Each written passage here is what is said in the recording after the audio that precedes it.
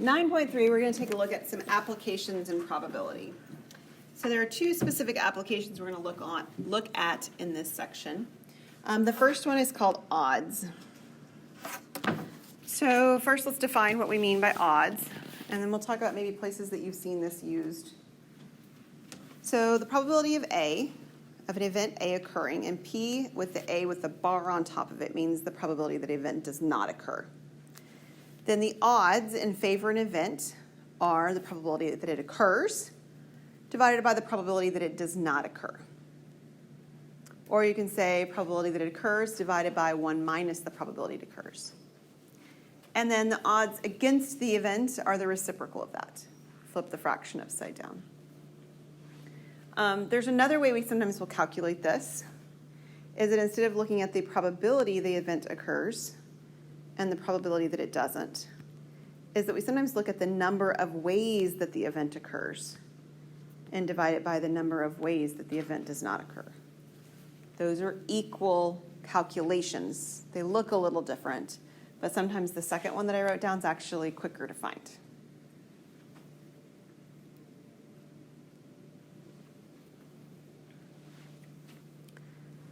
Now, where have you seen odds used in real life? Gambling. That's the most common one, gambling. So horse races use odds a lot. That's one that's used there. Sometimes you'll see odds mentioned when people advertise casinos as well. Anywhere else that you've seen odds used? It wasn't too long ago people in my class kept talking about the Hunger Games. Yeah, the odds be ever in your favor, right? So when we're looking at odds, we're looking at a ratio of something happening compared to something not happening. That's different than probability. Probability is the number of ways something happens compared to anything that could happen, both things that are exactly what we want and things that are in the opposite of what we want. So there's a difference in between the two. We've actually done something like this before, and this is a similar example to the one we had done. So we're going to look at this one. We have a set of 8 marbles, 5 red, 3 white. Okay, everybody has a picture of this in your head now, right? Okay, what is the probability that you will choose red? Well, how many reds are there? 5. How many are not red? 3. How many are there total? 8. Okay, so 8 is the one that we want when we're looking at probability, right? It's the number out of every possibility. But if we're looking at odds, we want the 5 compared to the 3, right? The ways that we don't get what we want. We saw this back in chapter 6 when we were looking at part-to-whole and part-to-part ratios. Y'all remember that? Right? We were looking like the students compared to the teacher. Or we did a boys and girls. The boys in the class compared to the whole class, or the boys in the class compared to the girls in the class, part-to-part or part-to-whole ratios. It's the same thing. Odds is a part-to-part ratio, whereas probability is a part-to-whole ratio. Okay, so let's take a look at another one. You've seen people talk about the odds that it'll rain today. That's another one. You've probably heard people say it this way. Now, people also say this wrong sometimes, just so that you know. Sometimes people say the words odds and they say the word odds and they really mean the word probability. So be aware of that. It doesn't mean what people always think it means. They sometimes get that confused. But if we have, you look in your little weather app in your phone. You've probably done this before just like I have. You're trying to figure out if it's going to rain. Right? You're going to look at the hour by hour like my husband does. Or you're going to look at the overall day to plan a trip or something like that. And it's telling you the probability of it going to rain. And if it's saying that it's 60%, we can also talk about the odds of that. So if it's 60% chance, like that's a probability that it's going to rain, it would be a 60 compared to what that it's not? 40. 60 to 40. And if we reduce that, which we will, we would divide those both by maybe 10 first. Maybe you see that one. And then you look at that and you're like, I can divide that both by 2. So we have a 3 to 2. So it's a 3 to 2 probability of it raining. It's important to know that when we're talking about, I didn't say it right, I just said it wrong. 3 to 2 odds of it raining. See, I do it too. 3 to 2 odds of it raining. It's important to realize that when we're looking at this, we don't want our fraction to turn into something that doesn't make sense. I'm working with some Algebra 1 students right now, and they want to turn everything into mixed numbers. I don't know why, or into decimals. I can't turn this into a mixed number or a decimal that makes sense in the context. I can't turn it into a whole number either. Like if this had ended up giving me 3 over 1, I can't just say 3. What are the odds? 3. That doesn't make any sense. It has to be in ratio form, okay? So no mixed numbers, no decimals, no reducing into anything besides a fraction that's in its simplest form. It's really important for it to make contextual sense. All right, so some theorems about the relationship between odds and probability that you've probably already noticed. If we're talking about odds, the odds turning into the probability, we take the number of the event m, that's the ways that it happens, and instead of dividing by n the ways that it doesn't, I divide it by m plus n.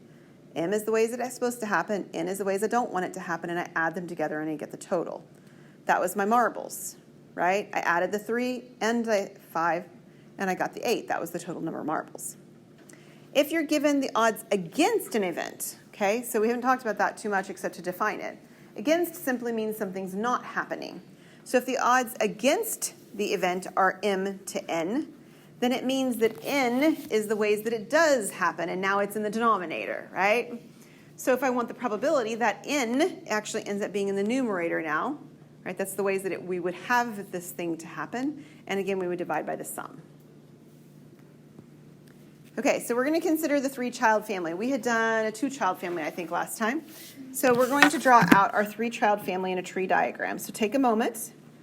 You guys don't really need my direction in order to do that, so I'll sketch mine and you can sketch yours. 3 children, so it's 3 sets of branches.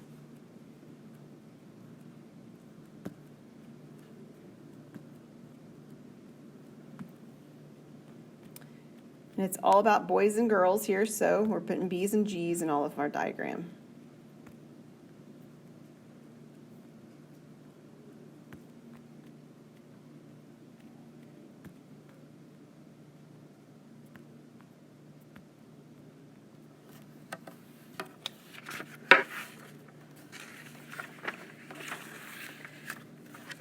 And every single branch has what number on it? 1/2. Yeah, every branch has a 1/2 on it, right? So I'll fill in just the first couple of them, and I'm going to do decimals this time.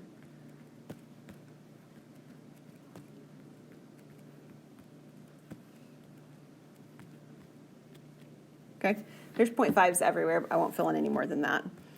If you go along a single branch of 0.5s, right, 0.5 times 0.5 times 0.5, what does each single branch give you?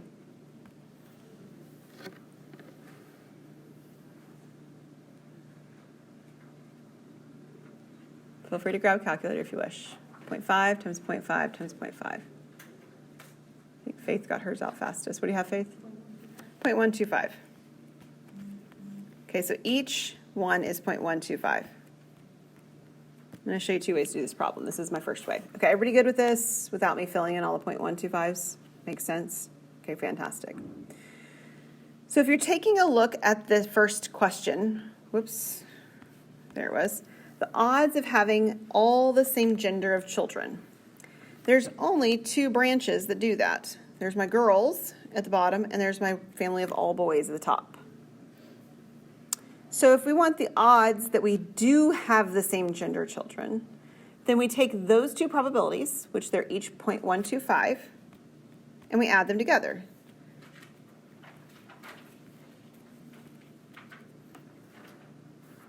And then we take everything that's not that.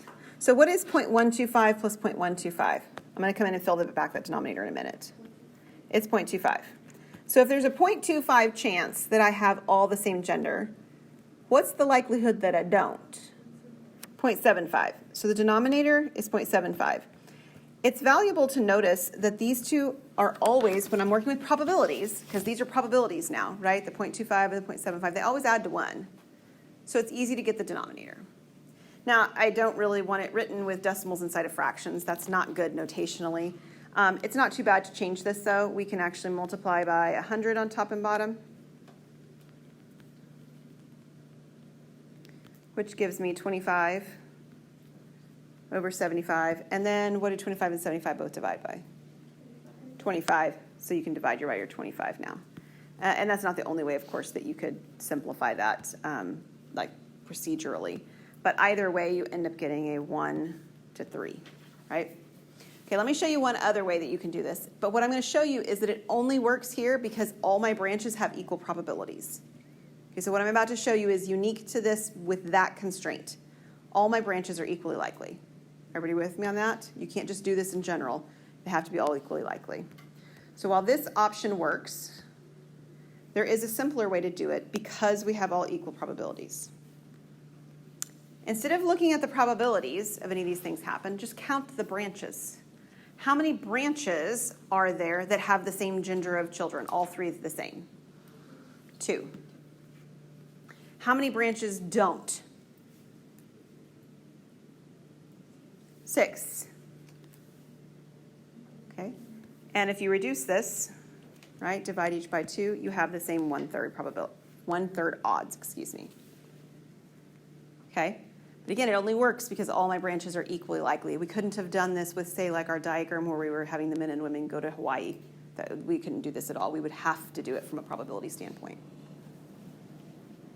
What's the difference in question A and question B?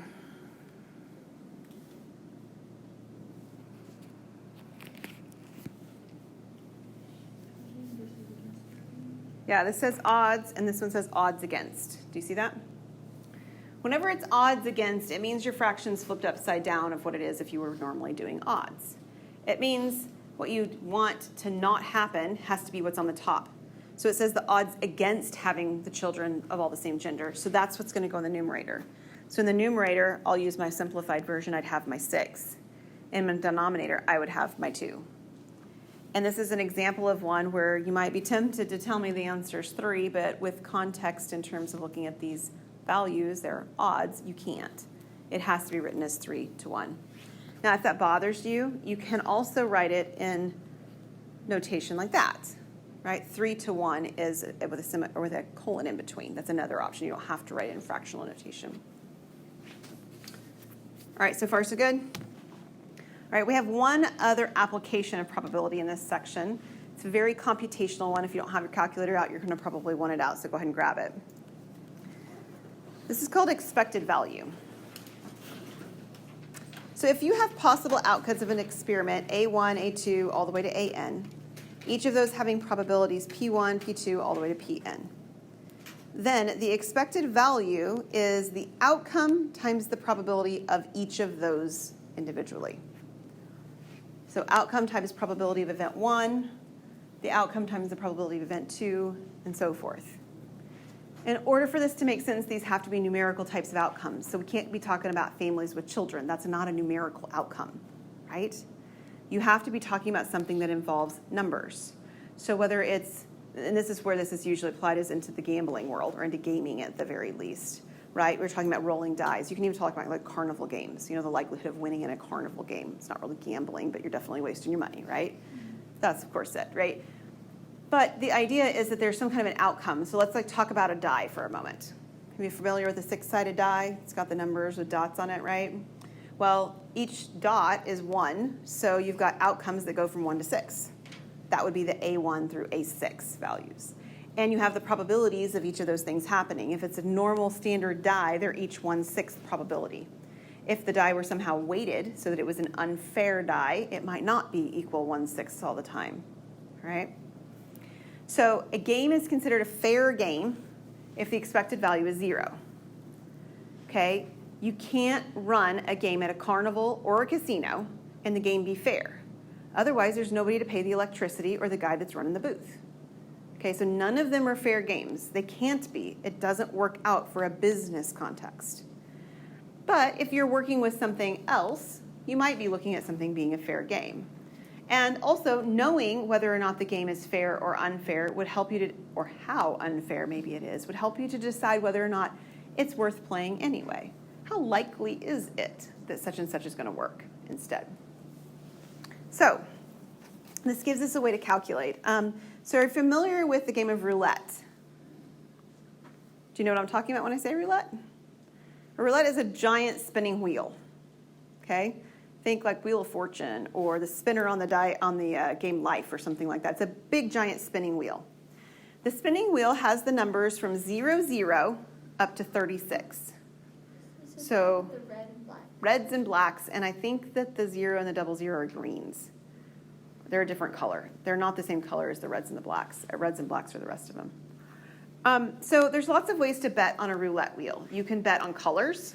Is it going to be red? Is it going to be black? You can bet on individual numbers.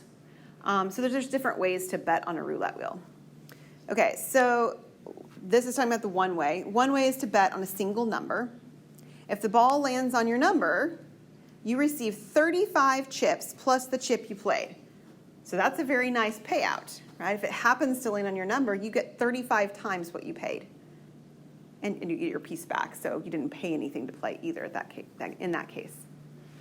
So we're going to look at the probability that you will land on 00, one single number, and then the probability that it will land on just 0. Okay?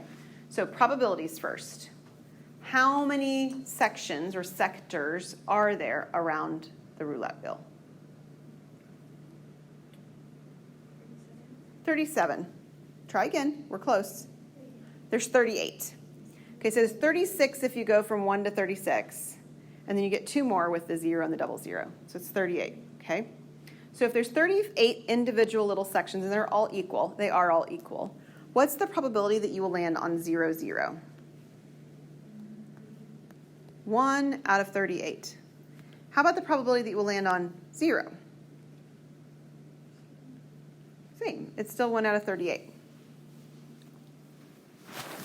Okay? So my father-in-law does this, and this is not a joke kind of thing. This is seriously what he does. So in a roulette wheel environment, you can usually see the past spins up to a certain number of them. Like, I don't know how many it's on a board, but it's almost like on a rolling scroll, like a scrolling board where you can see, we'll say the past 10 spins, but don't tell me if that's wrong. I don't know. But it's got the past spins on there to some degree.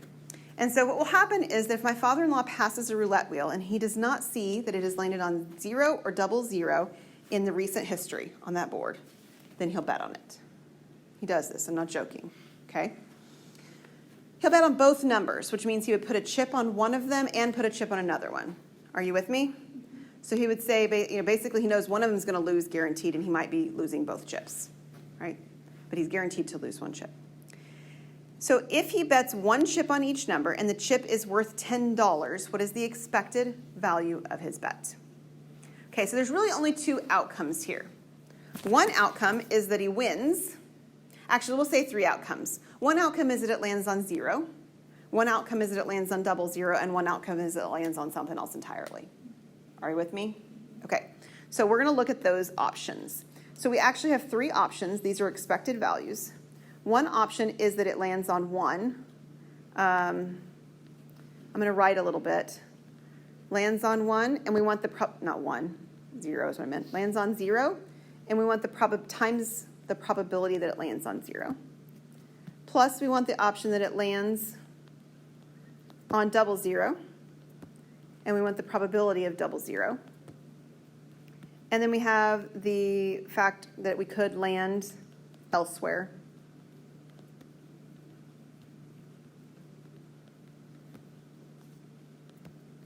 Times the probability of it landing elsewhere. I'll just put else because I'm running out of space. These are the only 3 things that could happen. And I realize we're grouping a bunch of things here together at the end, and that's okay. We can do the groupings together. In fact, you almost heard me say, let's just group the winnings together too, and sometimes that makes sense. But I thought this would probably be a little clearer, so I separated them. Okay, we found out individual probabilities. What is well, let's talk about what's the probability. What's the probabilities of each of these things? What's the probability that it lands on the 0? We did that. 1 out of 38. And we've got one over here. This is plus. Another 1 over 38. And what's the probability that it lands elsewhere? 36. 36 out of 38. Okay. Now, we have to think about the chips and how much they're worth and what we get paid if we win or we lose. So we've put 2 chips in regardless, correct? So how much money have we put in of our own money into the situation? $20. Okay? Now we get the $20 back if we win it. Right? We get the back if we win it. So let's say, for instance, that it lands on 0. Okay, well, if it lands on 0, I lose my $10 chip that I played on the double 0, right? But I get the $10 chip back that I played on the 0. And how many more chips do I get back? 35. So what I originally put in was 2 chips. How many chips do I have when I get out of this situation? 30, how many? 36. Okay, so I get 35 back, plus one of them gets back, but I put another one in.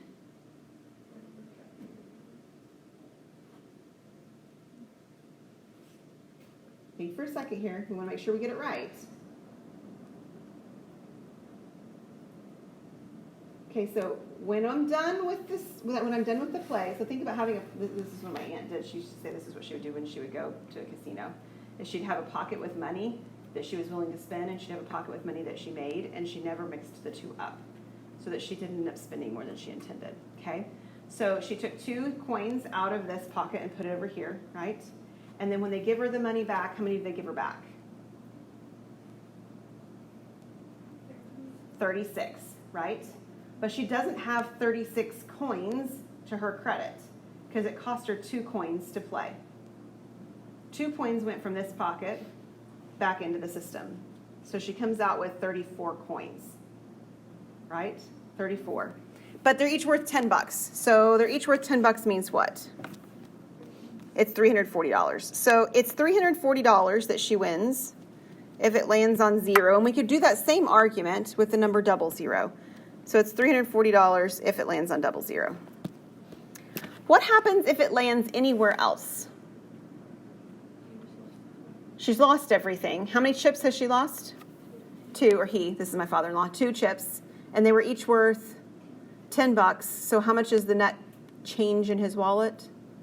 $20, and it's negative. So we've got a negative 20 in here. Okay, are you with me? All right.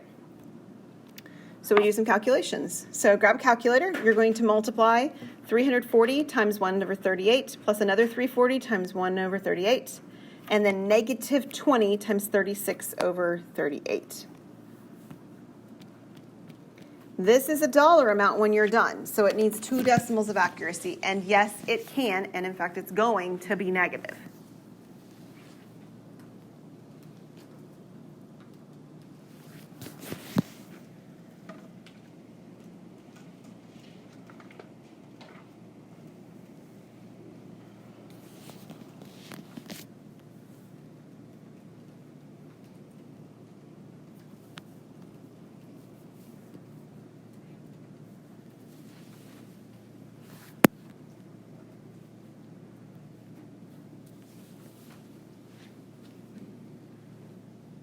Does anybody need a value? What did you get, Braylee? Negative 2019. Oh, turn it into a decimal. This is a dollar amount. Yeah, a decimal for a dollar amount. Negative 1.05. Yes, good. Okay, so this is amount of money, so we're going to turn it into a decimal point.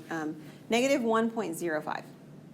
That means on average, if you play this game a whole bunch of times in this exact way, on average, every time you play, you lose $1.05. Okay, that's the expected value.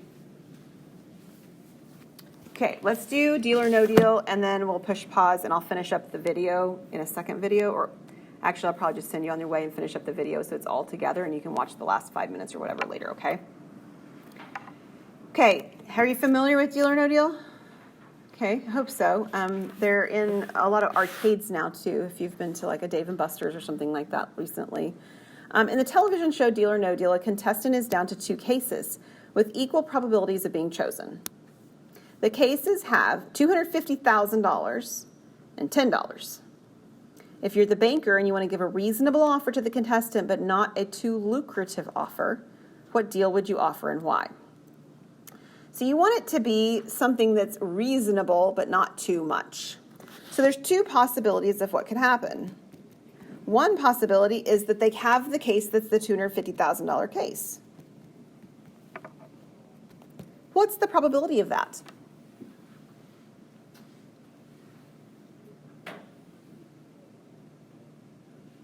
Does this include all the other cases or just? We're down to two. It's down to two cases. One half, right? It says it's down to two cases. So if they're down to two cases and one's $250,000, there's a 1/2 probability that's the case you have. There's also a probability you have the case that's $10, which albeit is not nothing, but it might feel like it compared to $250,000, right? And it's another 1/2. So we're going to find the expected value of your winning if these are your two cases and you played this game a bunch of times, right? For a single outcome, it's not super helpful. But as a general outcome statement, that's what expected values do. So if you take 250,000 times 1/2 and add 10 times 1/2, what will you get?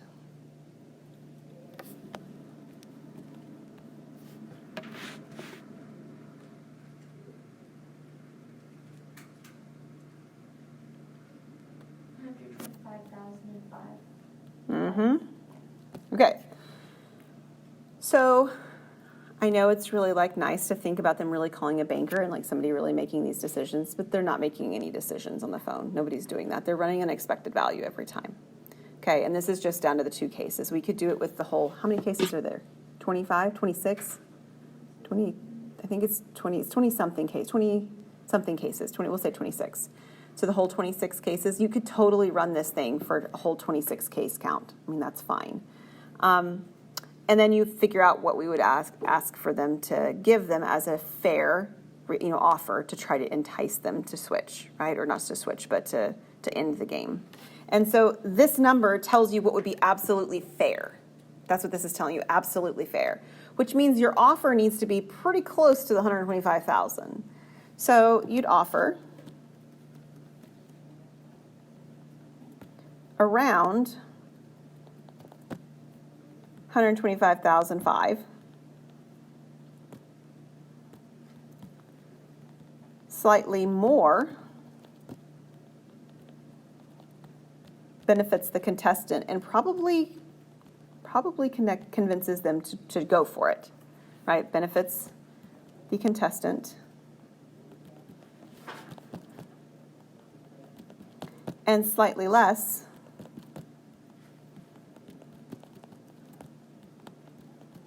benefits the banker.